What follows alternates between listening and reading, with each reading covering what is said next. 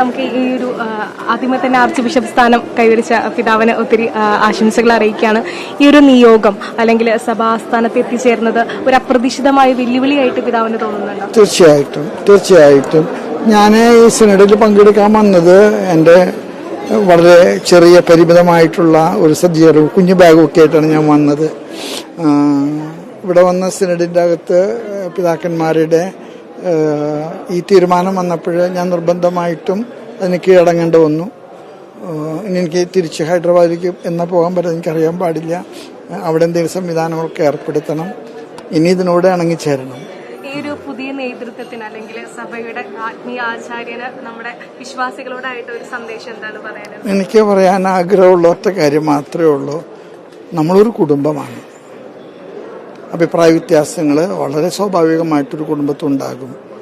അതുകൊണ്ട് തന്നെ എന്തൊക്കെ അഭിപ്രായ വ്യത്യാസങ്ങളുണ്ടെങ്കിലും നമ്മളൊരു കുടുംബമാണെന്നുള്ള ചിന്ത ആരും മറക്കരുത്. ആരെയും വെട്ടിമാറ്റരുത്. ദൂർത്തപുത്രം വന്നു കഴിഞ്ഞപ്പോൾ മൂത്തപുത്രം വഴക്കുകൂടിയത് അവനെ കയറ്റിയലാണ്. ഷപ്പം കാണിച്ചാൽ പറഞ്ഞ മോനെ അവനും കൂടെ വരണം, എന്നാലേ കുടുംബം പൂർണ്ണമാകുള്ളൂ. അപ്പം അതുകൊണ്ട് തന്നെ ആരെയും മാറ്റി നിർത്താനല്ല, എല്ലാവരും ചേർത്ത് പിടിക്കാനാണ് എൻ്റെ നിയോഗം എന്നാണ് ഞാൻ വിശ്വസിക്കുന്നത്. Thank you.